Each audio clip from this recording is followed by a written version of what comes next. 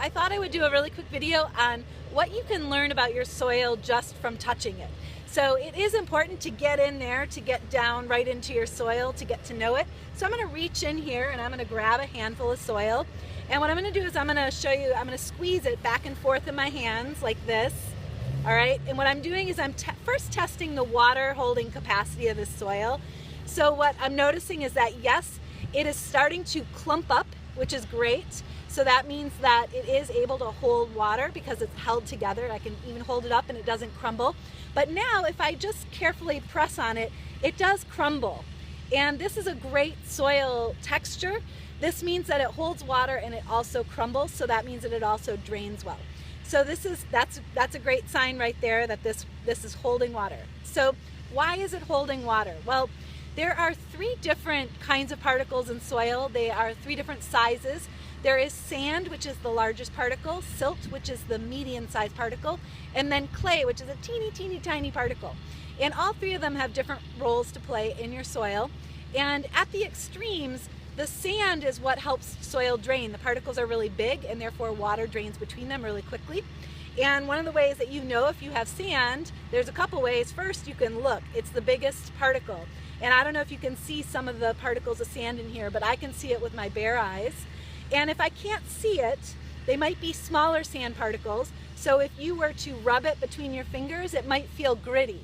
That means that there's sand that is present. And if you can't quite feel it, let's say, you might even put it up to your ear and squeeze. And if you hear a kind of like friction-y sound, like sandpaper, that means you've got sand in your soil.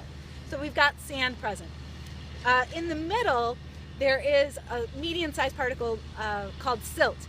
And silt feels very silky to your hands. And so when you kind of feel it and you start to feel like there's a silky presence in your soil, you know there's silt in it. The other way you know by feel is if after you handle the soil and if you have a lot of brown material that doesn't come off your hand, that means there's a lot of silt available in the soil.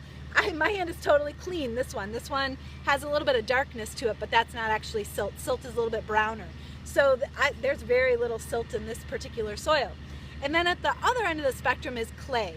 And so clay is what holds moisture into the soil. And so you want to balance that with the sand particles that help to drain it. So you want some clay particles present as well. So how can you tell if you have some present?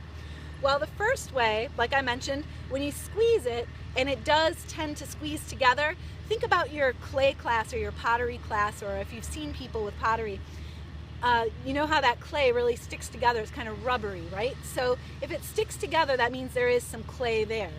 But how much clay is present? So the next thing you can test if you want to see how much clay is present is a ribbon test. And what you want to do is take the soil and you press it between your hands.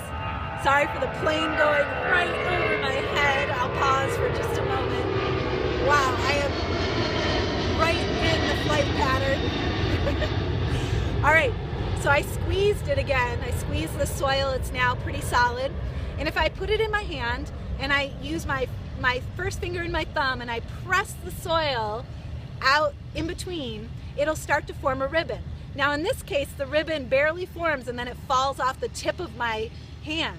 Now what that means is there's very little clay present. If you have a clay soil and you do this and you press it out like this, it won't go it'll extend even potentially down the whole side of your hand, and that's how you know you've got a lot of clay present. All right, so that's a little bit about clay by feel. So get on out there and get intimate with your soil and touch it, feel it, smell it, listen to it, see what's present in your soil. All right, see you on the next video.